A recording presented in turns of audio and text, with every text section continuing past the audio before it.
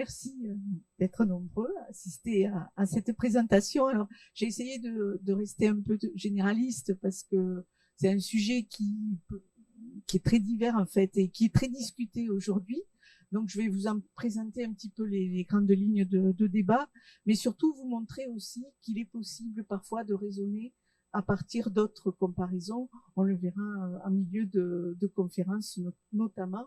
Parce que la difficulté, comme pour l'Antiquité en règle générale, c'est la documentation. Et sur ce sujet, effectivement, nous avons quelques sources, mais vous verrez la difficulté qui se pose aux historiens, mais aussi aux archéologues, dans le traitement de cette documentation qui est souvent complètement, je dirais pas déconnectée, mais qui est décorrélée temporellement du phénomène lui-même, puisque sur le phénomène, en particulier pour le 8e siècle, vous vous doutez bien qu'on a assez peu de documents. Il y en a un, mais qu'il faut connaître et que vous aurez l'occasion de découvrir tout à l'heure. Alors, en premier lieu, je voudrais revenir sur un débat qui a agité ces dernières années toute la communauté de spécialistes de ce qu'on appelait autrefois la colonisation. On a choisi aujourd'hui ce terme de diaspora, alors qui n'est pas un terme non plus facile à utiliser, parce qu'historiquement, la diaspora est associée surtout aux migrations d'un peuple, le peuple juif en l'occurrence. L'idée ici de l'utiliser, c'est d'abord de revenir au terme originel, parce que c'est un terme grec, sporein, c'est vraiment disperser, et donc dia, c'est vraiment cette idée de disperser à travers. Et ça rend bien compte de ce phénomène migratoire qu'on va voir apparaître au 8e siècle dans le monde grec. Et par ailleurs, l'autre difficulté, c'est le terme de colonisation. La colonisation, quand on l'évoque tel quel, ça renvoie à une réalité qui est plutôt associée au 19e siècle et jusqu'à la fin des indépendances, enfin, jusqu'au moment des indépendances, au milieu du 20e siècle. Donc, avec un modèle générique d'une métropole qui exploite des terres à l'étranger et qui a soumis des populations. Donc un modèle qui renvoie à l'Empire britannique, à l'Empire français. Or, la difficulté lorsqu'on fait le parallèle avec le monde grec, c'est qu'on n'a pas du tout le même modèle, même s'il y a eu quelques conséquences assez parallèles, mais on a affaire à des modèles vraiment différents. On a des métropoles, certes, mais les liens entre les métropoles, on le verra, et les apoikiai, les colonies, entre guillemets, sont très lâches. Et en fait, ces créations deviennent de vraies cités autonomes et indépendantes. Les liens qui peuvent rester, ce sont surtout des liens religieux entre leur mère patrie et elle. Alors, celui qui avait bien résumé la situation et ce processus, c'est certainement Platon. Platon qui fait parler dans son traité Le Phédon, Socrate, son maître. Et voici ce qu'il dit. « Je suis persuadé que la Terre est immense et que nous, qui l'habitons du face aux colonnes d'Héraclès, nous n'en occupons qu'une petite partie, répandue autour de la mer, comme des fourmis ou des grenouilles autour d'un étang, et que beaucoup d'autres peuples habitent ailleurs en beaucoup d'endroits semblables. » Alors, on retient surtout la formule de grenouille autour d'un étang parce qu'effectivement, c'est ce qu'on voit se développer au fur et à mesure de ce processus migratoire, le développement de cités du bassin méditerranéen, même si certaines zones sont plus concernées que d'autres, on le verra. Alors, le terme qui renvoie vraiment à ce phénomène de fondation, de création, c'est ce terme d'apoikia. C'est un terme intéressant, mais qui est très difficile à traduire. Parce que sous ce terme-là, on a en fait deux processus. On a celui de l'expédition, c'est-à-dire le moment où un groupe quitte l'endroit où il est né en principe pour une destination autre et une destination lointaine. Et puis, le deuxième processus, c'est celui de la fondation, de la création de cette nouvelle entité politique, de cette nouvelle communauté civique ailleurs que dans celle d'origine, bien évidemment. Donc, si on allait au bout du raisonnement, il faudrait créer ce néologisme que parfois on utilise d'apoïkisme, qui rendrait bien cette idée, ce processus à la fois migratoire et puis de fondation qui est le résultat vraiment de ce phénomène de migration. On a affaire aussi à un phénomène qui concerne des communautés, des groupes. On est plutôt à l'échelle du collectif qu'à l'échelle individuelle. Alors, il y a des cas de gens qui vont partir et qui laisseront une trace dans la tradition manuscrite notamment, mais les auteurs anciens ont surtout porté leur regard sur ces groupes et leurs déplacements. Je l'ai dit, ça aboutit donc à une fondation, à une apoïka, qui est donc attestée par les sources littéraires et par les sources archéologiques. Mais attention, parce qu'il y a toujours un décalage chronologique qui est lié à un fait, c'est que l'archéologie va dater la présence, la fréquentation, c'est-à-dire les premières traces de présence grecque à un endroit. Mais ces traces, elles n'ont pas forcément eu pour résultat la fondation d'une nouvelle cité. C'est ce qu'on observe en particulier en Italie du Sud, dans certains endroits. Donc, c'est vraiment les premières traces de présence. Alors que les textes littéraires, eux, vont donner une chronologie qui correspond vraiment à la fondation. La cité, elle existe. Tout du moins, la communauté civique, elle existe. Et la cité, dans sa matérialité, elle est déjà existante pour une bonne part. On peut l'évoquer. Alors, du coup, on a des différences entre 20, 30, voire 50 ans dans la chronologie, entre ce que nous dit l'archéologie et ce que nous disent les auteurs anciens. Et puis, là aussi, on va le voir, on va voir plusieurs extraits de textes. Je suis essentiellement historienne, donc c'est cette tradition aussi qui m'occupe. Et en fait, tous ces récits, ils ont été construits a posteriori. Et dans un objectif précis, c'était celui de légitimer la présence des Grecs dans certains endroits, en particulier l'Italie du Sud, la Sicile. Et que font toujours les Grecs dans ce cas de figure? Ils raccordent ces récits aussi à la mythologie. Et un des grands héros qui est lié à la colonisation, et donc tout le récit, notamment les fameux travaux, sont liés au développement de ces cités à travers le bassin méditerranéen, c'est Héraclès.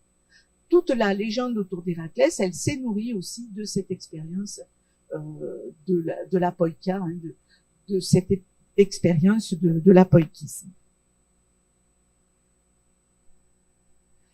Alors, à l'époque, il y a quelques années, au milieu du XXe siècle, l'un des plus grands spécialistes de cette question, c'était Jean Bérard, fils d'ailleurs du fameux Victor Bérard, qui avait travaillé sur Homère, qui avait, peut-être certains le savent, reconstitué tout le voyage d'Ulysse en voilier, une expérience qui est restée dans l'historiographie moderne, dans la mesure où il avait couvert aussi ce voyage de photographie avec un grand photographe du début du XXe siècle, Fred Boissonnat. Donc, on a là une lignée, et sachez pour l'anecdote que la petite fille de Jean Bérard, elle est elle-même spécialiste de la Sicile. Donc on a vraiment la lignée là de Bérard qui s'est intéressé à ces questions, notamment liées à l'apoïkisme.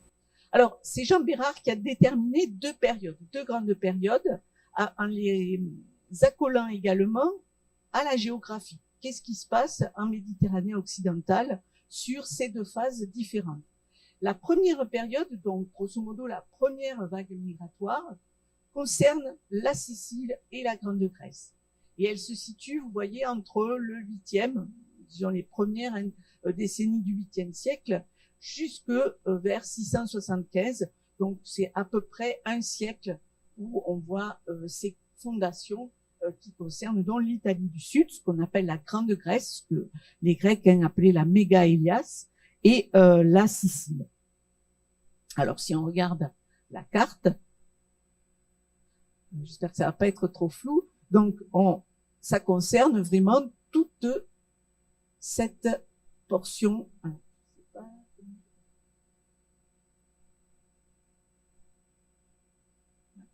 Il est là, voilà.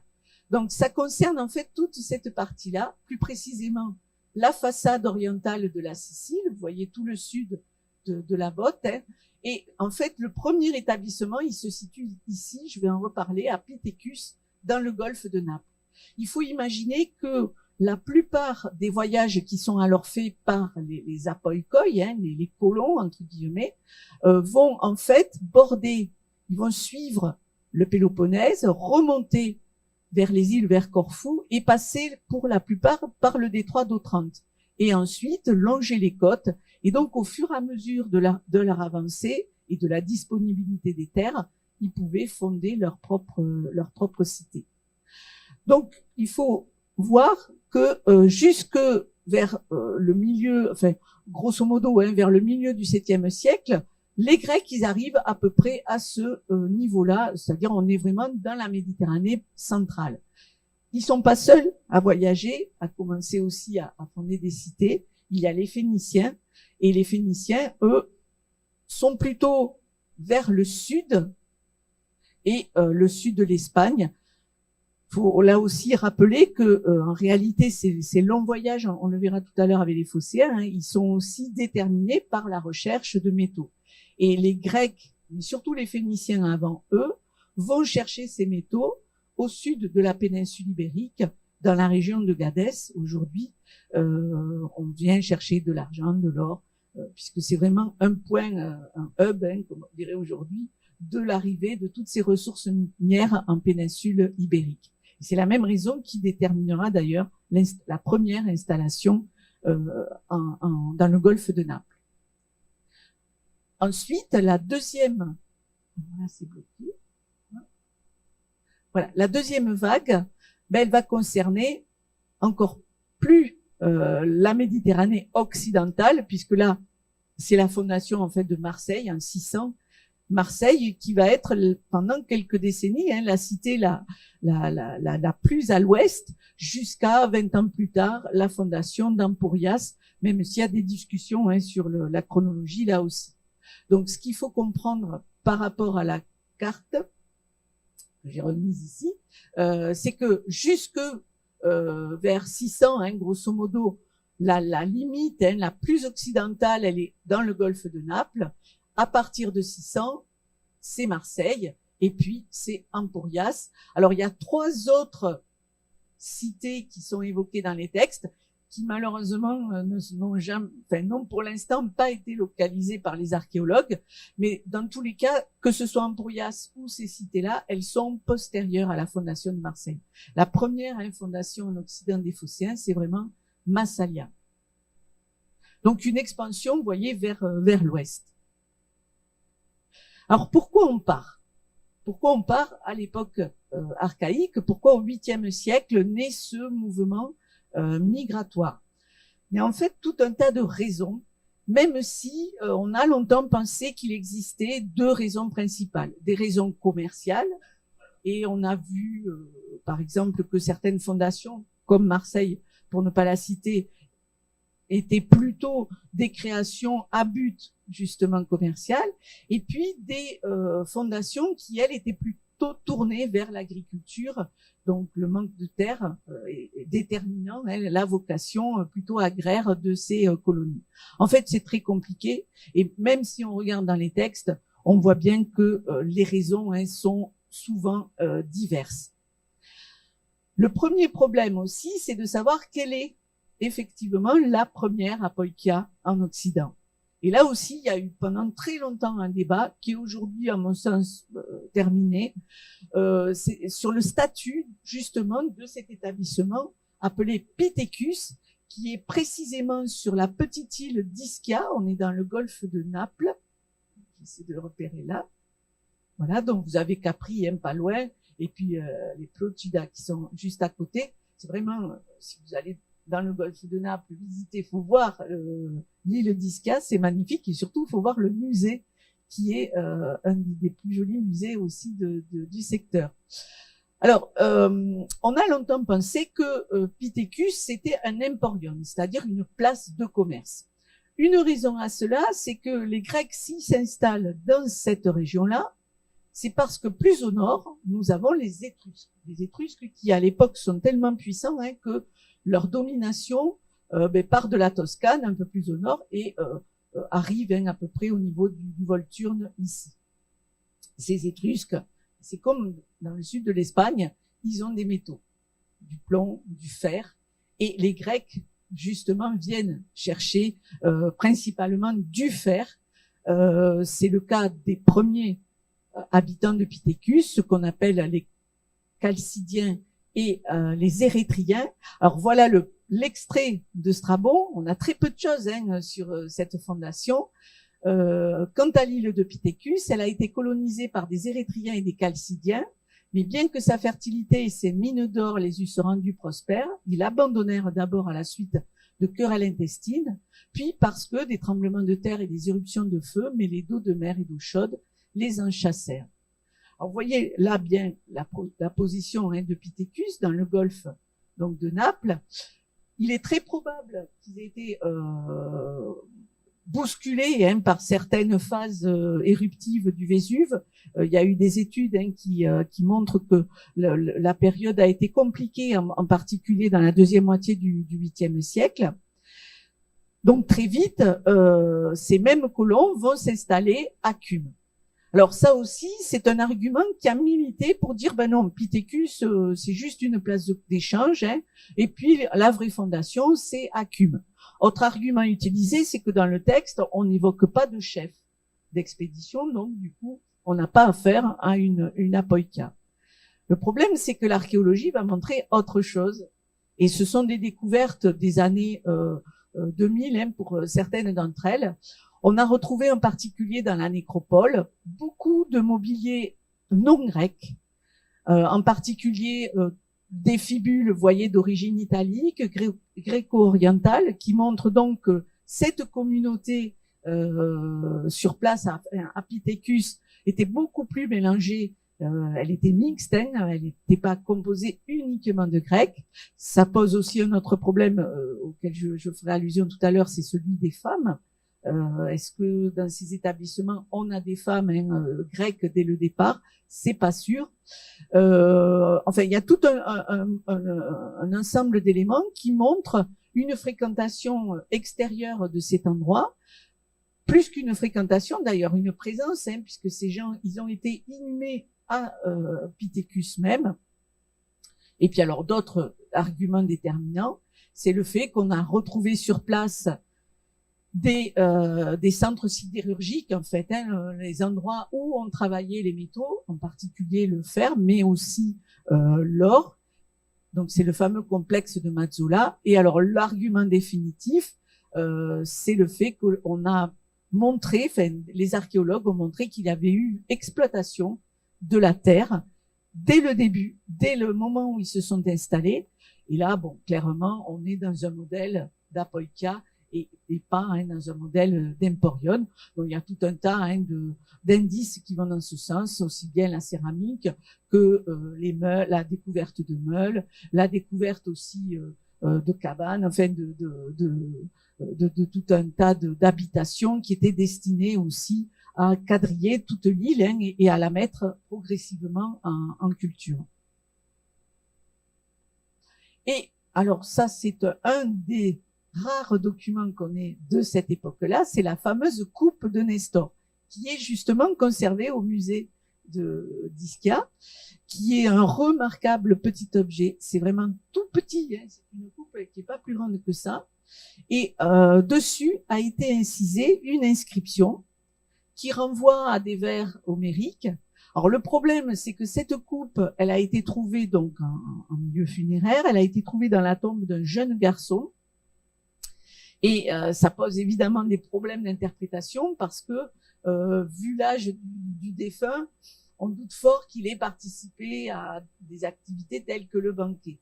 En tout cas, c'est un objet quand même qui était certainement assez précieux pour avoir été, pour accompagner ce défunt-là. Et ce qui est intéressant, c'est que cette inscription gravée sur la coupe fait partie des premières inscriptions en grec, le grec ancien, tel qu'on a pu le connaître au lycée, avec une autre inscription du Dipylone d'Athènes.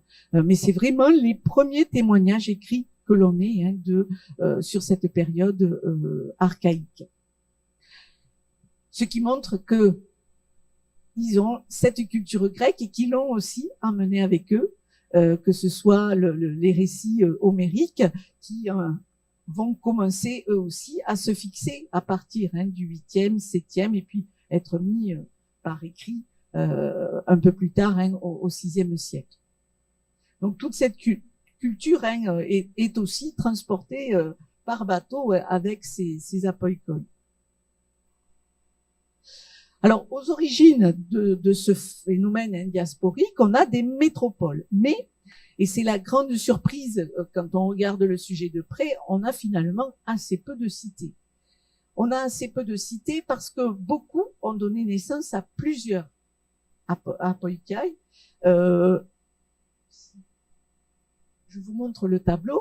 Bon, j'ai parlé de fossés, mais si on prend par exemple Corinthe, elle a fondé Syracuse, Corcyre, pour les deux principales. Corcyre qui d'ailleurs rapidement va lui faire la guerre. Donc c'est vous dire que les relations métropole et apoikia ne sont pas aussi étroites qu'on pouvait autrefois le penser. Chalcis et Érétrie, ces deux petites cités de l'île de Bé, elles vont fonder, voyez, Pithecus, Cume, Naxos en Sicile. C'est la première apoikia en Sicile, et Zancle, qui est aussi en Sicile. Zancle qu'on connaît aujourd'hui sous le nom de Messine. Elle va perdre son nom au 5e siècle et son nom va être transformé en Messine. Donc on voit bien que une cité pouvait fonder 2, 3, 4 apoikai. Et puis, à leur tour, ces mêmes apoikai vont fonder leur propre cité, leur propre établissement, des établissements de seconde génération. Et si on revient au tableau, on a plusieurs exemples qui le montrent. Ici, c'est Syracuse qui va fonder Acraï, Camarine et Casménaï. Alors, Camarine, c'est une cité là aussi puissante, et du reste, là aussi, comme pour Corcyre, elle se retournera à un moment donné contre Syracuse. Donc voilà quelques exemples qui montrent, là encore une fois, qui expliquent ce nombre réduit de cités. Et effectivement, ces métropoles, elles ont une action déterminante parce que vous allez le voir dans les récits, c'est elles qui prennent l'initiative d'envoyer des groupes à l'extérieur. Donc on va retrouver donc ces cités, Chalcis, Érétrie, Corinthe, mais on retrouve aussi des peuples.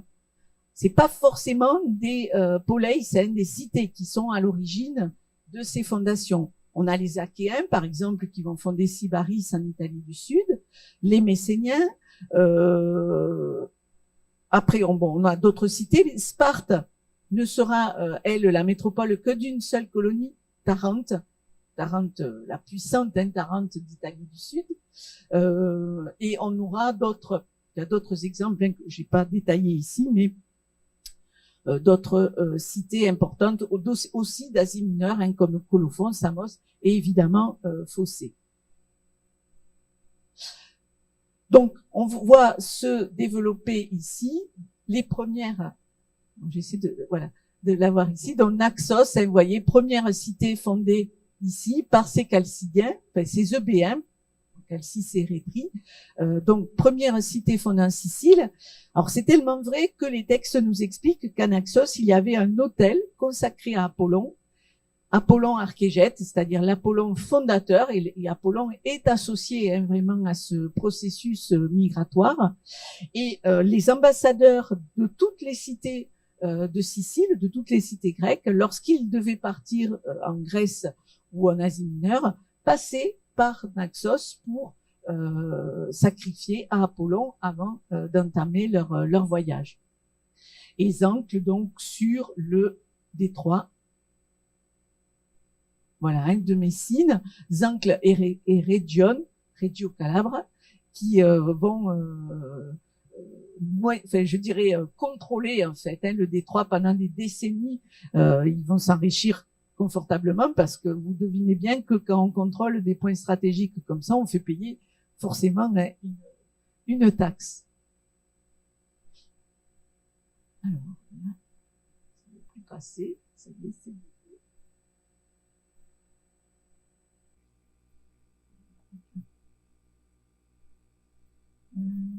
avec les flèches. Alors, les récits d'expédition, justement, et j'ai pris quelques exemples. D'abord, donc, en Sicile, avec la fondation de Syracuse et la fondation de Mégara Ibléa. Vous les voyez hein, sur la carte, on est donc sur la côte orientale. J'ai pris ces deux exemples parce que il y avait déjà dans l'Antiquité un débat sur la chronologie de la fondation de ces deux cités, sachant que elles étaient concurrentes hein, l'une et l'autre. Elles vont le rester jusqu'au début du 5e siècle, puisque au début du 5e siècle, Mégara Ibléa est détruite en fait par Syracuse. Si on regarde le récit de fondation de Syracuse, tel qu'il est chez Strabon, alors là encore une fois, Strabon, on est au tournant de l'ère, hein, fin premier début premier après Jésus-Christ, donc bien après tous ces événements. Strabon, il est l'héritier de tout ce qui se raconte en fait, hein, sur ses fondations. Et voilà ce qu'il nous explique. Syracuse a été fondée par Archias, qui vient de Corinthe à peu près à l'époque où furent colonisés Naxos et Mégare. Là, on relève bien la concurrence mémorielle qui existait hein, entre ces cités et leur histoire. Cet Archias, il appartient à une des deux familles qui règnent dans la cité de Corinthe, et comme à chaque fois que il y a une stasis, une crise, hein, une guerre civile dans la cité, un des deux camps est obligé de partir. Et là, en l'occurrence, Archias quitte donc Corinthe. On rapporte qu'Archias se rendit à Delphes en même temps que Myskélos et que le dieu leur demanda, quand ils consultèrent l'oracle, ce qu'ils préféraient de la richesse ou de la santé. Archias ayant choisi la richesse et Myskélos la santé, il assigna au premier Syracuse et Crotone au second. Aussi les Crotoniates trouvèrent-ils dans le lieu où ils établirent leur ville cette remarquable salubrité que nous avons évoquée, tandis que Syracuse se vit précipité dans une telle abondance de richesses que ses habitants, comme ceux de Crotone, inspirèrent un dicton proverbial qui les a partout fait connaître. On dit en effet de gens qui se livrent à un luxe excessif, la dîme des Syracusains ne leur suffirait pas. La tradition ajoute qu'en allant en Sicile, Archias laissa dans l'île autrefois appelée Scérie une partie de ses compagnons sous la conduite d'un prince de la maison des Héraclides, Chersichratès, pour y fonder la colonie qui porte aujourd'hui le nom de Corcyre. Celui-ci en chassa les précédents propriétaires, les Liburnes, et y fonda sa colonie. Archias, de son côté, ayant abordé au cap Zéphirion et ayant trouvé un certain nombre de Doriens qui arrivaient de Sicile après s'être séparés des fondateurs de Mégare, les recueillit alors qu'ils se préparaient à repartir et fonda avec eux la ville de Syracuse. La cité se développa, bon, je lis pas la fin, mais ce qui est intéressant, c'est ce passage-là. Parce qu'on se rend compte, on suit le trajet, en fait, d'Archias. Il part de Corinthe, il va remonter vers le détroit d'Otrante, hein, comme je vous montrais tout à l'heure sur la carte. Là, il y a un premier arrêt sur cette île de Scérie, en fait, la fondation de Corcyre. Donc, on voit que le projet, déjà, il a anticipé de créer une cité sur le parcours, en réalité, hein, sur le parcours, qu'emprunteront sans doute les autres groupes en partance pour ces apoikai. Et puis, ensuite, donc, ils font de Corcyre, Chersichratès est laissé et ils font de Corcyre. Archias repart, il arrive au cap Zéphirion, qui est un des caps hein, d'Italie du Sud, le cap de Crotone, justement, et là, il va rencontrer un groupe. Alors, Strabon nous dit des Doriens, mais c'est un nom générique hein, chez les auteurs anciens pour dire qu'ils sont plutôt du Péloponnèse. Hein, mais c'est des voisins et des cousins quand même assez proches hein, des Corinthiens. Et là, avec eux, il va fonder une cité. Et vous aurez noté au passage que ces Doriens, ils ont participé à une fondation, mais probablement il y a eu un problème, on va le voir d'ailleurs, et ils sont repartis. Et c'est sur le chemin du retour qu'ils vont rencontrer Archias et qu'ils vont participer à cette seconde aventure de fondation. Donc, on voit bien hein, les difficultés aussi de ces groupes. Si c'est pas un processus qui est linéaire, hein. En fait, il y a des allers-retours, il y a des échecs hein, aussi dans ce processus migratoire. Alors justement, ce qui est intéressant, c'est la fondation de Mégara Ibléa. Elle est rapportée encore une fois par Strabon, et par Thucydide. Alors Thucydide, c'est le grand historien du 5e siècle, et quand il présente l'expédition d'Athènes en Sicile, il fait un long développement sur l'histoire des cités siciliotes, et notamment pour expliquer aussi la puissance de Syracuse. Alors voilà ce qu'il nous raconte sur la fondation de Mégara Ibléa. Vers la même époque, Lamis arriva aussi en Sicile, conduisant une apoïka de Mégare, et s'installa dans un lieu appelé Trotylone, au-delà de la rivière Pantakias. Par la suite, ayant changé d'endroit et rejoint la communauté des Chalcidiens à Léontinoi, il en fut peu après chassé par eux, et après avoir fondé Thapsos, il mourut. Ses compagnons furent expulsés de Thapsos et s'installèrent ensuite dans un lieu appelé Mégara Ibléa, comme Iblon, le roi Sicule, leur donna la terre, le terme, c'est vraiment Kora en grec, et les conduisit au site. Après avoir séjourné là 245 ans, Thucydide explique que la cité sera détruite. Là aussi, ce qui nous intéresse, c'est, vous voyez, on a affaire encore à des tentatives d'installation à plusieurs endroits, avec une référence intéressante, c'est celle de Thapsos, parce que Thapsos est un grand site autochtone de population locale, un site sicule, qui va fonctionner pendant un certain temps et puis ensuite ces populations, on va les voir gagner l'arrière-pays, parce que vous vous doutez bien que si au début les relations sont pacifiques, très rapidement les relations vont se détériorer avec les Grecs. Mais là, pour le coup, on a affaire à une fondation qui semble, à Mégara Ibléa, se faire en accord avec justement ces populations locales, puisque c'est le roi local, Iblon, qui va donner la terre à ces futurs apoïkoi. Et vous aurez noté aussi qu'ils tentent de rejoindre la communauté qui va fonder Léontinoi.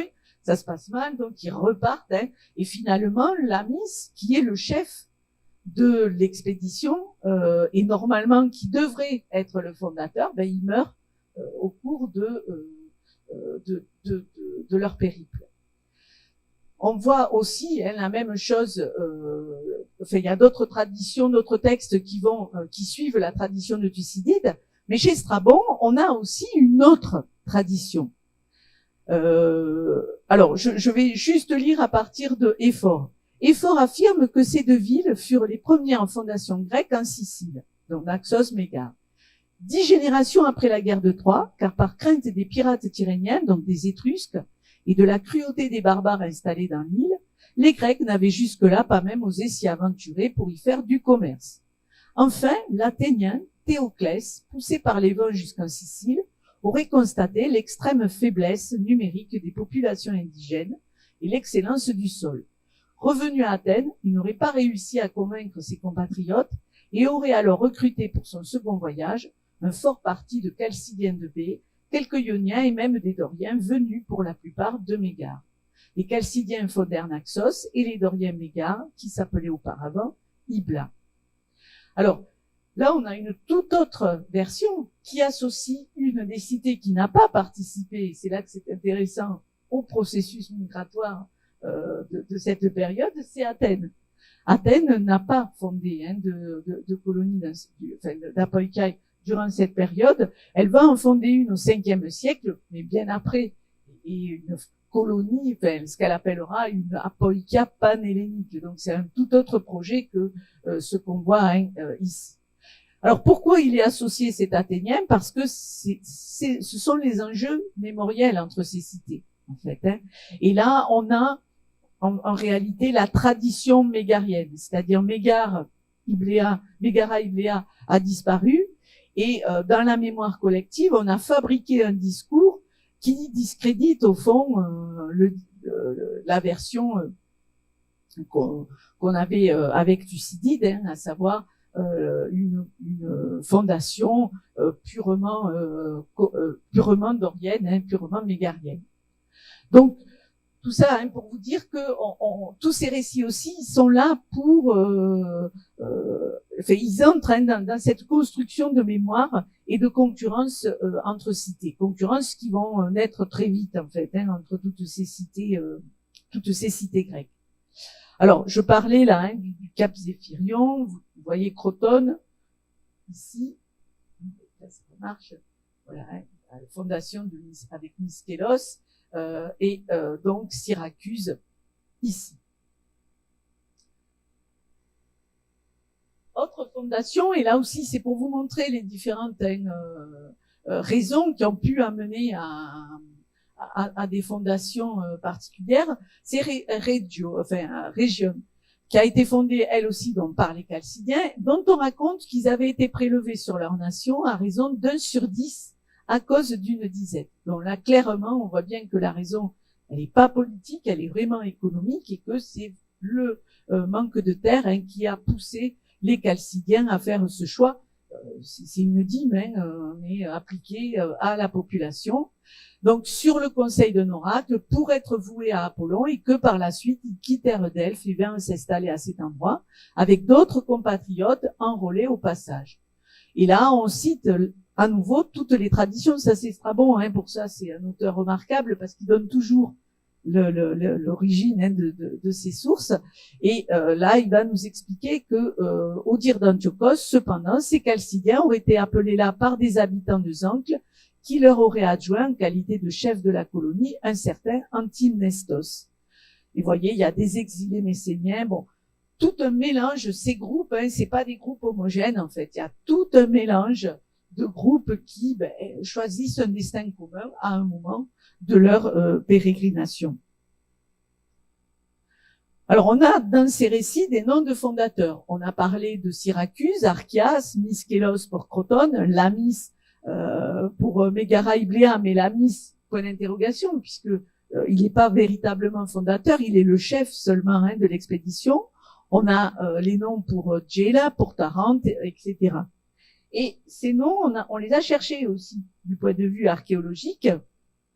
Alors, je reviendrai sur le bâtiment tout à l'heure de Mégara Ibléa, que vous avez en haut à gauche, mais on a dans des dédicaces, par exemple, ici vous avez un fond de Kilix où on trouve justement le nom d'un des deux fondateurs de Gela. Et on a aussi identifié des bâtiments, c'est le cas par exemple à Poséidonia, c'est le bâtiment que vous avez ici, c'est une chambre funéraire semi-enterrée qu'on a voulu identifier avec la tombe, ou du moins le cénotaphe du fondateur de la cité. Mais bon, il n'en est rien. Vous vous doutez bien que ça pose quand même toute une série de questions. Alors, dans tous ces récits, ce qu'on voit, c'est Delphes. Delphes apparaît dans la plupart de toutes ces versions. Alors, Delphes, le problème pour nous, c'est que Delphes commence à devenir le grand sanctuaire qu'on va connaître par la suite au même moment. Ça rejoint d'ailleurs une autre problématique qui se pose pour les fondations, c'est le fait que le modèle urbain se développe aussi à cette période-là. Et là, on est dans un débat, la poule et l'œuf, quoi. On ne sait pas d'où ces modèles proviennent. Certains vont même jusqu'à penser que ces modèles ont été mis en œuvre en Occident et sont revenus par la suite en Grèce. Mais bon, le débat, pour l'instant, reste ouvert. Le problème de Delphes, c'est qu'en même temps, on ne peut pas l'écarter. On ne peut pas considérer que ces références sont complètement fautives, d'autant plus qu'on a des exemples très précis, on va le voir après. En revanche, ce qu'on peut penser, c'est que effectivement, ces groupes, un représentant de ces groupes, pouvait passer par le sanctuaire, ne serait-ce que pour sacrifier à Apollon, puisque c'était une de ses fonctions, cette fonction de fondateur. Maintenant, c'est peut-être aussi ce qui a renforcé la réputation du sanctuaire, puisque on le voit bien après, au cours de l'histoire, au cours des siècles suivants, toutes ces cités vont rester profondément attachées à ce sanctuaire. Et on le voit aux offrandes. Je vous rappelle, l'orige, le fameux orige de Delphes, c'est une offrande siciliote. Donc il y a vraiment un lien très très étroit entre ces cités et Delphes. Donc on ne peut pas évacuer le rôle de ce sanctuaire dans la colonisation, dans la poétise. Ensuite, il y a la figure du chef, celui qu'on appelle l'oïkiste. chef de l'expédition et fondateur, sauf le pauvre Lamis, hein, qui ne sera pas le fondateur de Megara Ibléa. L'autre question qui se pose aussi, c'est la présence ou l'absence des femmes. Est-ce que des femmes font partie de ces contingents qui vont fonder ces cités? Alors là, tous les débats sont ouverts, même si on a un cas très particulier qu'on verra tout à l'heure, où effectivement une femme participe en tant que coïquiste à la fondation. Et c'est là que des travaux il y a une dizaine d'années d'une collègue britannique, Gillian Shepherd, sont intéressants. Elle a voulu comparer ce processus migratoire avec ce qu'on connaît de l'aventure du fameux Mayflower, que peut-être certains vous connaissez, qui a donné une littérature assez abondante, hein, aux États-Unis notamment, mais qui est un épisode fondateur, hein, de l'histoire des États-Unis, puisque beaucoup d'Américaines, d'hommes politiques américains notamment, se réclament descendants de ces passagers du Mayflower. Alors, je laisse de côté les raisons de leur départ, parce que là, c'est des raisons religieuses, hein, c'est toute une communauté qui était persécutée en Angleterre, qui est passée aux Pays-Bas, et qui va prendre, hein, la mer, parce que ils sont chassés, je dirais, d'à peu près partout. Et ce qui nous intéresse, nous, c'est que lorsqu'ils partent en 1620, on a le détail du groupe. Sur le bateau, ils décident d'établir la liste de tous les passagers. C'est-à-dire, on a en gros les documents qu'on aimerait nous avoir pour l'Antiquité, hein, quelque part. Donc, ils partent en 1620 et ils vont fonder Plymouth dans le Massachusetts. Alors, ce qu'on sait, bon, il y a plein, hein, de choses qui ont commémoré. Enfin, j'ai pris quelques documents que j'ai trouvés sur Internet, mais bon, qui rendent bien un peu le contexte. Alors, on sait que le groupe était composé d'à peu près une centaine de personnes, avec à peu près la moitié, compter plus à peu près 50 personnes d'équipage. Au cours du voyage, 4 personnes vont mourir et il y aura une naissance.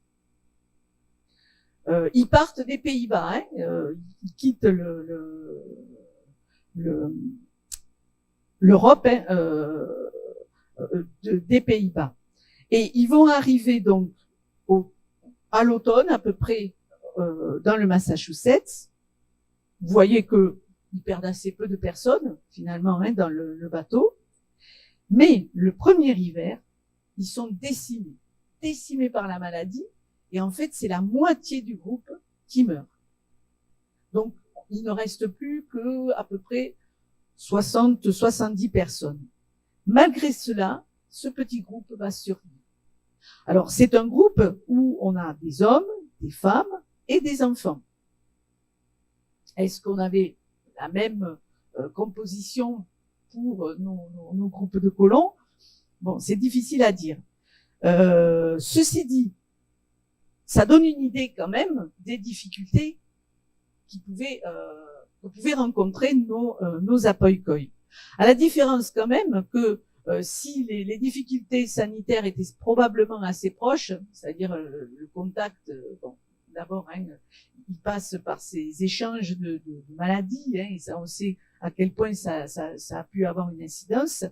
À la différence donc du Mayflower, nos apoikoi, ils vont dans des régions qui sont très proches en fait de leur région d'origine. Le climat c'est le même, les paysages ne sont guère différents, hein, donc il n'y a pas ce choc non plus culturel qu'ont vécu, hein, les passagers du Mayflower. Mais en tout cas, ça donne une idée de la démographie. Avec un petit groupe de 60-70 personnes, vous arrivez progressivement à établir, enfin à fonder une communauté et une cité, comme ce qu'on peut observer dans leur cas, tout du moins.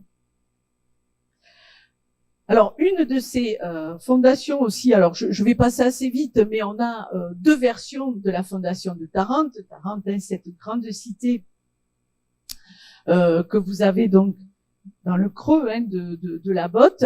Et alors juste pour signaler au passage que Tarente, c'est la seule en fait Apoikia qu'on est dans le secteur là, parce que toute cette partie de l'Italie qui regarde hein, donc vers l'Adriatique, ils pourront pas s'y installer. Et très probablement, ils ne s'y sont pas installés parce que les populations locales, les Messapiens notamment, les en ont empêchés. Alors, il y a aussi des circonstances géographiques. Hein. Il y a des endroits qui sont vraiment inaccessibles, mais on a sans doute là des populations qui n'ont pas partagé, qui n'ont pas cherché hein, à partager, s'en fout, le territoire. Alors, pour résumer l'histoire de Tarente, elle démarre à Sparte. Elle démarre pendant une guerre, des guerres entre Sparte et les populations environnantes, enfin les Messéniens. Hein. Et cette guerre qui va durer pendant 10 ans va obliger les Spartiates à renvoyer les plus jeunes d'entre eux à Sparte pour qu'ils puissent avoir des enfants avec toutes les femmes de la cité. Le problème, c'est que les enfants qui vont naître de ces unions libres, hein, on va les appeler les Parthénies, et que quand la guerre sera terminée, ces Parthénies, on va pas les juger comme des citoyens. Ils vont être considérés comme dans une seconde catégorie, mais pas des citoyens de plein droit. Pour la bonne raison qu'ils ne sont pas capables de donner le nom de leur père.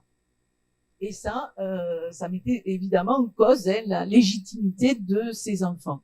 Alors il y a 2 longs textes, une version qui est donnée par Antiochos et qui s'intéresse plutôt à la fondation, à Tarente eux-mêmes, et puis une autre version qui est donnée par Éphore. Mais ce qui est intéressant, c'est dans la version d'Antiochos, il est fait référence à l'oracle de Delphes. Alors là, on est quand même stupéfait, parce que la Pythie, elle aurait dit ceci: voici de Satyrion, je te fais le cadeau, et je t'accorde encore de peupler les parages de la grasse Tarente et d'être le fléau qui doit sur les Aplygiens exercer ses ravages. Bon, c'est rendu hein, de façon poétique, mais la Pythie hein, pouvait donner ce type d'informations.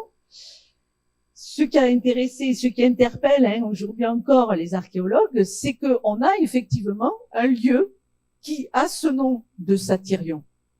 Alors, est-ce qu'on est dans la légende? Est-ce qu'on est dans un récit vraisemblable, reconstruit hein, de toute manière, mais qui a une certaine dose de vérité? C'est vraiment problématique. Ce qui est sûr, c'est que quand ils vont s'installer à Tarente, très rapidement, ils vont prendre un territoire immense. Et un territoire qui, justement, hein, va arriver au sud de Satyrion, hein, à peu près dans ce secteur-là. Et vous voyez que on a des sanctuaires qui sont d'ailleurs hein, à chaque fois créés. Sanctuaires qui servaient aussi de lien avec les populations locales hein, pour les dernières recherches qui ont été faites sur cette problématique-là. Alors ça, c'est la version d'Éphore, tout aussi longue, mais Éphore, lui, il donne des détails plutôt sur le départ, sur les causes du départ, et la cause essentielle, c'est ce problème de légitimité des enfants. Donc, qu'est-ce que fait la cité? Comme elle a ce groupe très remuant, ils vont essayer de comploter, en plus ils vont comploter avec les esclaves de Sparte, hein, ce qu'on appelle les ilotes, la solution va être de leur dire de partir, en gros. C'est ce que la cité fait. Elle les envoie donc à Delphes. Là, à Delphes, on leur indique, ils reçoivent hein, ce fameux oracle. Et il y a aussi dans le texte la mention du fait que si ça ne marche pas, ils peuvent revenir. Il y avait quand même hein, cette possibilité-là. Et ça, c'est quelque chose qu'on observe aussi pour la fondation de Cyrène, en Afrique du Nord, en Libye, hein, le fameux site de Cyrène, où on a effectivement cette possibilité pour les colons, si la fondation n'est pas possible, de pouvoir revenir dans leur patrie. Alors, que penser de tous ces récits? Je reviens à Platon, parce que Platon en parle justement à travers la figure de Hippias. Hippias, hein, c'était un de ces grands sophistes qui professait à travers la Grèce. Et Socrate lui demande, en gros, hein, qu'est-ce qu'il enseigne, quelle leçon il donne, quelle conférence. Et là, il lui dit des généalogies, Socrate, de celles des héros comme de celles des hommes, de la fondation et de la manière dont furent instituées les premières cités. Et on voit à quel point ces récits sont vraiment importants, hein, vraiment intrinsèques à la plupart hein, de ces cités. Et tout ce qui se rapporte aux origines, hein, des choses très en lien. Alors, quelques mots maintenant sur justement ces fondations. Alors, quelques exemples avec un qui a été remarquablement examiné parce que les Français, les archéologues français ont eu la possibilité de fouiller sur le site. C'est l'école française hein, de Rome qui a longtemps travaillé sur le site à partir des années 50, hein, 1950, jusqu'à maintenant, puisqu'il y a encore hein, des fouilles qui sont exécutées justement par Mademoiselle Bérard. Donc, vous voyez que le site continue aussi à exister. Alors, l'autre chance, c'est que c'est un site qui n'a pas été recouvert par une ville moderne. Donc, on a un peu plus de documentation. Le seul bémol, c'est que quand vous allez sur place, vous êtes éminemment déçus, parce qu'il y a un horrible, au nord, un horrible ensemble chimico-pétrolier qui vraiment pourrit complètement le paysage. Et bon, c'est vraiment, on n'a pas trop hein, envie de se promener dans les parages, du moins. Alors, c'est un exemple intéressant parce que les études qui ont été faites, toutes les fouilles qui ont été faites montrent que le groupe qui a fondé la cité, d'abord s'est installé de manière très précaire sur le site. On a relevé en particulier sur l'agora, là ici vous avez l'agora, donc la place centrale hein, de la cité, des trous de poteaux qui montrent que probablement les premiers Apoikoi ont vécu dans des genres de tentes, de cabanes, en tout cas dans de l'habitat vraiment très provisoire.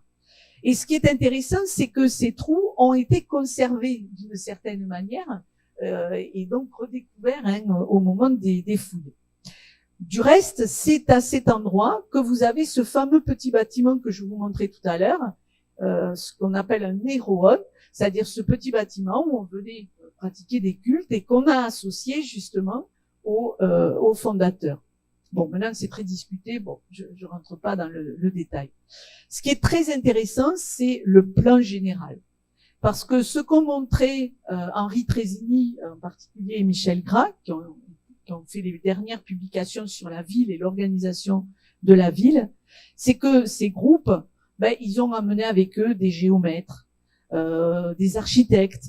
On a des corps de métier qui sont partis dans ces groupes hein, d'Apoikoi, parce que on a une répartition de la terre géométrique hein, et mathématique, avec des calculs vraiment très précis de l'eau de terre par habitant. Alors, évidemment, il ne faut pas tomber dans un schéma marxisant en pensant que toutes ces communautés étaient égalitaires. C'est sans doute pas le cas, mais en tout cas, il y a eu un vrai effort de rationalisation de l'espace et d'un partage qui soit le plus équitable, du moins avec les premières générations d'Apoikoi. Et du coup, ça vous explique hein, ce tramage que vous avez, ce tramage urbain ici, avec ces rues qui sont déjà dans un plan tout à fait cohérent et orthonormé ou quasiment. Il faut noter aussi que le choix de cet endroit, il est peut-être aussi lié au fait qu'on a ici un espace, un genre de sanctuaire qui était fréquenté depuis le néolithique. Et ça, on l'observe aussi, ce lien entre certaines installations grecques hein, et la présence aussi d'espaces sacrés qui ont été d'ailleurs parfois hein, réutilisés par les Grecs eux-mêmes. Donc cela voudrait dire hein, que on a c'est un vrai projet hein, communautaire et qu'au fond, pour certaines de ces colonies, on peut pas généraliser, hein, je pense à tous les exemples que l'on a, mais pour certaines de ces colonies, on a vraiment fait l'effort hein, d'un partage équitable des terres. Alors malheureusement, il y a des nécropoles, mais nous n'avons pas de témoignages des premières générations, et ça c'est un vrai problème pour nous, parce que justement ça réglerait la question en particulier de la présence des femmes, mais pour la plupart hein, de ces, enfin, pour la quasi-totalité de ces cités, les nécropoles, elles vont donner une idée des 4e, 5e générations. Mais les premières générations, on n'a quasiment pas de témoignages. Parce qu'il y a eu sans doute des aménagements et des réaménagements dans l'espace. Alors voilà les lots de terre. Vous avez une vue, voilà, hein, avec ce genre de petites bâtisses, et puis les petits lots de terre à cultiver.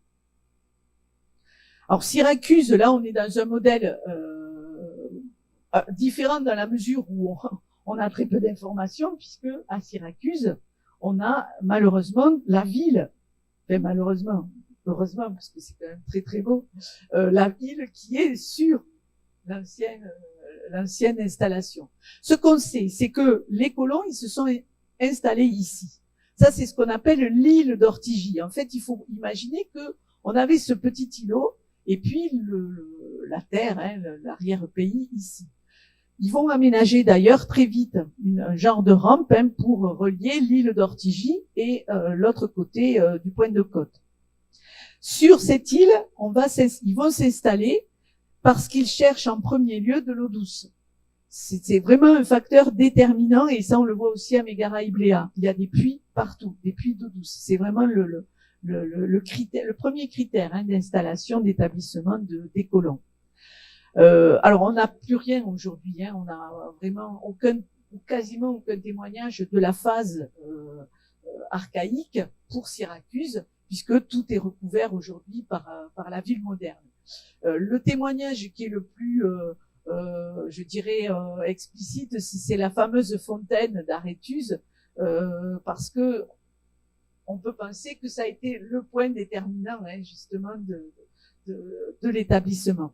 Alors à Syracuse, à la différence de Mégara-Ibléa dont on parlait tout à l'heure, on sait par les textes aussi qu'il y a une première phase pacifique, mais que très rapidement, les Grecs vont expulser les populations, les sicules, hein, la population locale, ou l'asservir, ce qui évidemment hein, n'était pas le même sort hein, que dans le cas de Mégara-Ibléa. Alors on a des plans, des relevés hein, là aussi avec les premiers temples. Bon, ça reste encore hein, Syracuse à déterminer. Et si on regarde alors maintenant Massalia, on est dans la même problématique avec Marseille. Hein, donc fondation de fossés, petite cité, vous l'avez hein, il y a un petit triangle, je sais pas si on le voit, mais donc cité d'Asie mineure. Et alors je voudrais vous montrer surtout les premières traces, enfin les premières traces justement de l'installation. Vous avez au premier plan le vieux port, et les premières traces hein, grecques que l'on a se situent entre ces deux, entre la butte Saint-Laurent et la butte des Moulins. Alors ça, c'est des découvertes qui avaient été faites dans les années 1980-90, au moment de la réfection du quartier de la Bourse. Et c'est aussi à ce moment-là qu'on avait sorti ces fameuses ces petits bateaux cousus, hein, enfin un en tout cas, et qui était exposé là aussi autrefois au musée de la Bourse. La difficulté là aussi, comme à Syracuse, on a du mal hein, à repérer exactement comment ils ont pu s'installer. Ce qui est sûr, c'est que il va y avoir une emprise très progressive, enfin assez rapide finalement, hein, de l'arrière-pays. Et puis Marseille surtout va elle-même créer ses propres apoikai sur tout le littoral, alors qui auront d'ailleurs des fonctions très commerciales. Alors je voudrais revenir rapidement sur les sites, les récits, parce que il y a deux versions là aussi dans la fondation de Marseille. Il y en a une qui est assez ancienne. Alors on la trouve chez Athénée, qui est lui un auteur plus récent, Athénée de Naucratis, qui est du IIe siècle après Jésus-Christ. Mais Athénée de Naucratis nous prévient au début du texte qu'il tire cette anecdote d'Aristote. Donc on peut penser que cette anecdote-là, elle date du IVe siècle. Et elle nous raconte donc cette histoire des Phocéens, alors je vous le lis rapidement, qui pratiquaient le commerce en Ionie, fondèrent Massalia. Euxène, le Phocéen, était l'hôte du roi Nanos, tel était son nom. Ce Nanos c'est le petit, en fait, célébra les noces de sa fille, alors que par hasard, Euxène était présent. Il invita au banquet. Le mariage se faisait de cette manière. Il fallait qu'après le repas, l'enfant entre et donne une coupe de boisson tempérée à qui elle voulait des prétendants présents. Et celui à qui elle aurait donné la coupe, celui-là devait être son époux. L'enfant entre donc, et soit par hasard, soit pour une autre raison, donne la coupe à Euxène. Le nom de l'enfant était Péta. À la suite de cet événement, comme le père acceptait qu'il eût la jeune fille en pensant que le don avait été fait avec l'accord de la divinité, Euxène la reçut pour femme et vécut avec elle, changeant son nom à elle en Aristoxénée. Et il y a à Marseille une famille issue de cette femme, encore maintenant, appelée Protiade, car Protis fut le fils d'Euxène et d'Aristoxénée. Or, c'est une belle histoire, c'est comme l'histoire de Mégara et Bléa, où on voit tout de suite que la relation se passe très bien, et même beaucoup mieux que ça, puisqu'il y a un mariage mixte qui est raconté. Tout ça, ça baigne aussi dans le contexte de l'hospitalité. Et ce qui le rend bien, c'est les noms des protagonistes. Euxène, c'est le Euxénos, c'est le bon hôte. Et le nom qui va être donné à Péta, Aristoxénée, c'est la meilleure hôtesse. Donc on est vraiment dans ce contexte d'échange et d'hospitalité. Ça, c'est la version qui circulait très probablement à Marseille et qui a circulé très tôt, parce que pour que Aristote en ait un écho, c'est une histoire, voilà, on peut estimer qu'elle s'est fabriquée probablement au 5e siècle, comme beaucoup de ces récits, du reste. Mais il existe aussi une autre version. Alors oui, ça avait été d'ailleurs repris dans les célébrations, le centenaire de la ville de Marseille. Alors ça, pour l'anecdote, ce qui est très amusant dans l'image, c'est que notre princesse Péta, alors vous la voyez, elle tient évidemment le superbe vase attique, mais surtout, elle porte la coiffe de la dame d'Elche, parce que en fait, la dame d'Elche, elle a été découverte quelques années avant, et que c'est vraiment une découverte exceptionnelle pour l'époque. Donc, on va la mettre à toutes les sauces. Et en particulier, on va la retrouver sur beaucoup d'iconographies de cette période. Alors, l'autre version, c'est une version totalement différente. Vous allez voir. On raconte en effet, alors allez chez Strabon, qu'au moment où les Phocéens quittaient le rivage de leur patrie, une parole fut entendue qui leur disait de prendre pour chef de leur expédition, donc l'oïkiste, le guide, qu'ils recevraient de l'Artémis d'Éphèse. Ayant alors fait voile vers Éphèse, ils cherchèrent comment se procurer le guide prescrit par la déesse. Or voici qu'Aristarchée, l'une des femmes les plus considérées de cette ville, vit en songe la déesse se dresser devant elle et lui ordonner de s'embarquer avec les Phocéens en prenant avec elle un modèle réduit du sanctuaire. Cet ordre ayant été exécuté, quand les colons atteignirent le terme de leur expédition, ils bâtirent le sanctuaire et honorèrent Aristarchée de la plus haute dignité en la faisant prêtresse.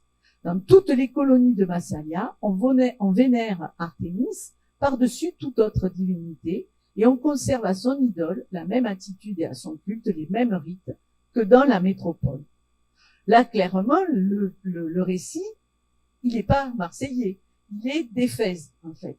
C'est vraiment le récit qu'on raconte en Asie mineure et avec lequel on explique la fondation elle-même et le départ des Phocéens. Et vous aurez noté au passage qu'il s'agit d'une femme qui joue ce rôle loïkiste et qu'en plus, elle n'est pas phocéenne, elle est bien éphésienne. Donc là, encore une fois, on a un mélange, hein, là aussi, de populations, de cités, hein, dans ces projets d'Apoikia. Et dernière chose, c'est l'image de cette maquette qui est emmenée sur le bateau. Hein. Et on peut penser qu'on avait tout un dispositif comme ça qui était emmené par les groupes parce qu'il fallait aussi emmener les dieux de la métropole. Alors,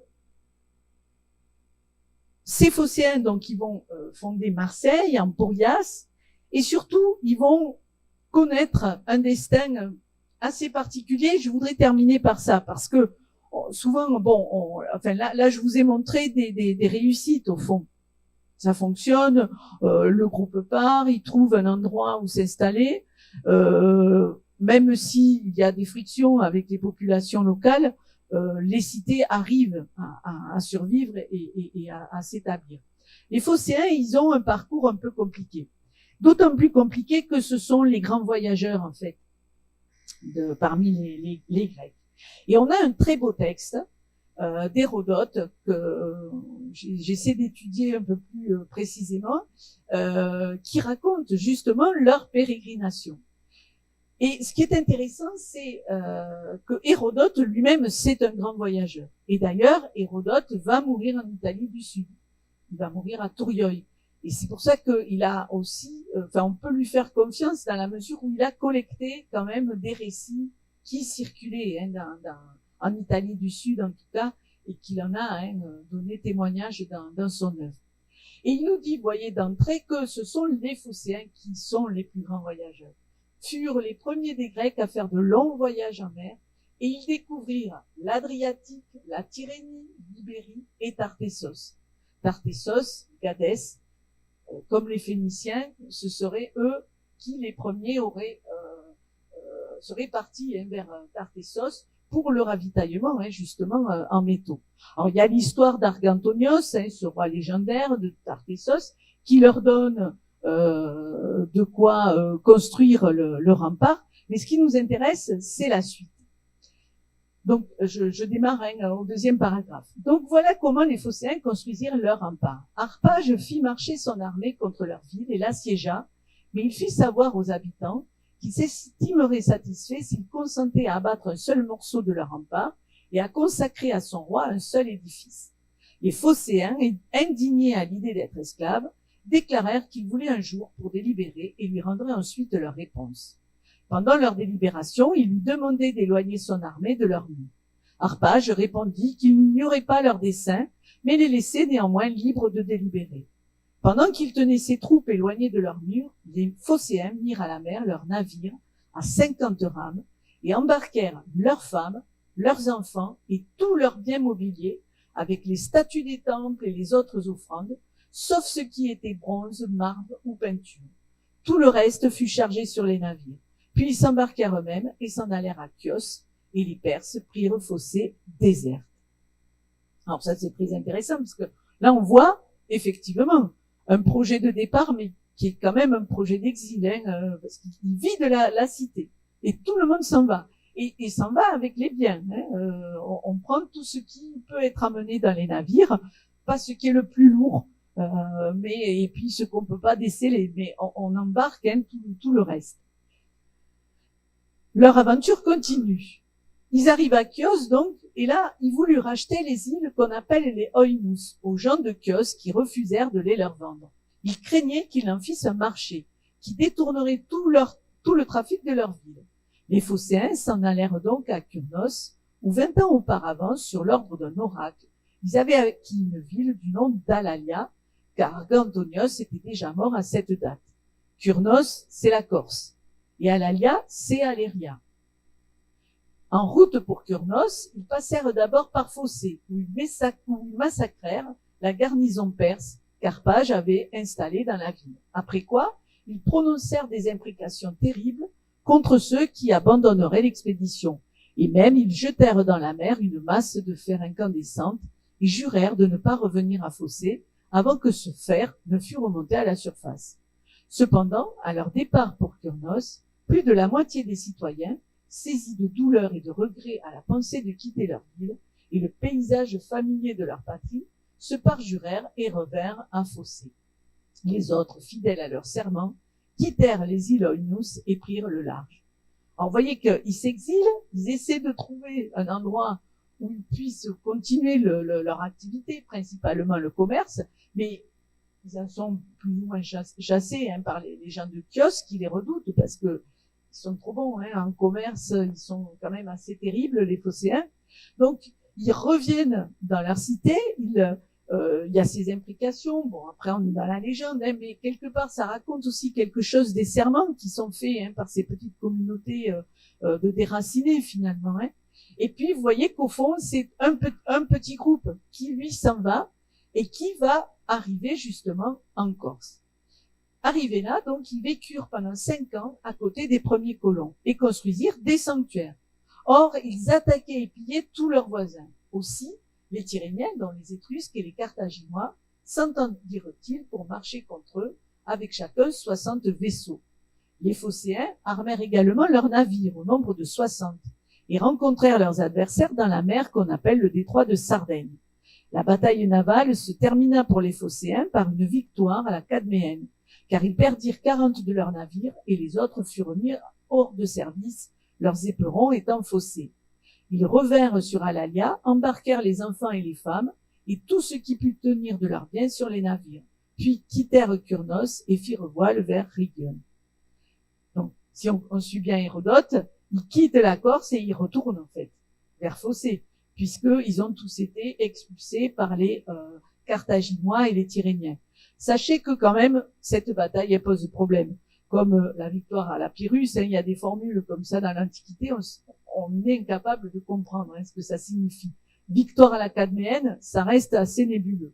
D'autant plus que il y a 2-3 ans, des fouilles qui ont été faites à Velia, l'endroit où ils vont s'installer, ont révélé des offrandes d'armes prises aux Étrusques. Et ça, c'est problématique, parce que ça voudrait dire qu'en fait, nos Phocéens, ils les ont bien battus. Et ce qui serait logique aussi, bon, là-dessus, on pourrait disserter à un moment. Mais on va terminer avec eux parce que c'est vraiment le sort qui leur est réservé. Tel fut le sort d'un de ces Phocéens. Les autres se réfugièrent à Rhégion, qu'ils quittèrent pour acquérir dans l'Eunotrie la ville qui s'appelle maintenant Yélé. Ils s'y établirent après avoir appris d'un habitant de Poséidonia que la Pythie, en leur parlant de Kurnos et de fondation, entendait le héros en l'honneur de qui fondait un sanctuaire, et non l'île où s'établir. Voilà donc l'histoire de la ville de Phocée en Ionie. Alors, je sais plus si j'ai ma carte. Juste, je vais terminer par ça. Donc, si on refait leur trajet, ils quittent Phocée. On est vers 580-570. Ils essaient de s'installer pas loin, parce que Chios, on est toujours dans ce petit secteur-là, de l'Asie mineure. Donc, ils restent assez proches de Phocée. Ça fonctionne pas, ils repassent par Phocée, et là, ils quittent définitivement leur cité. Et ils viennent s'installer ici. Or, Alalia, elle a été fondée, effectivement, dans les années, à peu près en 565, quelque chose comme ça. Un petit peu avant. À Alalia, ils vont donc rejoindre un groupe qui les a précédés, un groupe de colons qui est déjà installé là. Il leur faut eux aussi survivre, et ils survivent par le pillage, ce qui met en difficulté les réseaux commerciaux et en particulier tous les réseaux étrusques. Marseille n'est pas encore la grande cité qu'elle va devenir, et on sait que pour l'essentiel, le commerce dans cette région-là, au moins au début du VIe siècle, reste encore assez bien contrôlé par les Étrusques. Les Étrusques, ils ont aussi des accords avec les Carthaginois. La meilleure preuve, c'est une fameuse lamelle bilingue qu'on a en étrusque et en punique, les fameuses lamelles d'or de Pyrgi en Italie, qui montrent bien que les relations sont assez étroites entre ces deux peuples.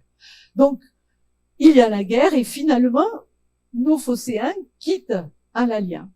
Et c'est en fait sur le chemin du retour qu'ils vont faire relâche à Rhégion Et là, on va, en fait, on peut penser que les cités se sont mis d'accord pour leur donner une portion de terre qui, vous voyez, se situe dans ce secteur-là, c'est-à-dire pas très loin de Poséidounia. J'arrive plus. Voilà, Poséidounia, on est grosso modo dans ce secteur-là, donc c'est avec l'aval aussi des cités voisines, on leur accorde la possibilité de s'installer là. Et effectivement, ils redeviennent des apoikoi au sens plein du terme. Donc, on voit à travers leur pérégrination que on peut à un moment avoir affaire à des populations qui sont des populations de colons entre guillemets, c'est-à-dire en recherche de nouvelles terres, mais on a aussi derrière l'exil. C'est le cas de nos phocéens, des réfugiés. On peut estimer que quand ils arrivent à Rigon, ils ont ce statut de réfugiés. En tout cas, leur mobilité dit aussi quelque chose des difficultés que ces populations ont pu rencontrer dans l'Antiquité. Et dernière chose par rapport à cette histoire, c'est le silence d'Hérodote sur Marseille. À aucun moment, Hérodote ne parle de Marseille. Et on peut penser du reste que Marseille n'est pas intervenu et n'avait pas sans doute encore les moyens pour intervenir dans la guerre, tout du moins, et venir au soutien de ces phocéens. Dernier point aussi, à Aléria, il y a encore des fouilles.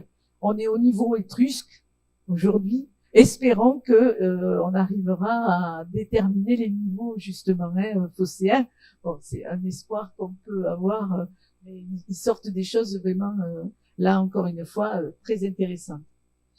Voilà, c'était juste, j'espère ne pas avoir été trop longue, mais pour vous donner une idée donc de ces explorations et une idée aussi de la documentation à notre disposition sur ces sujets-là.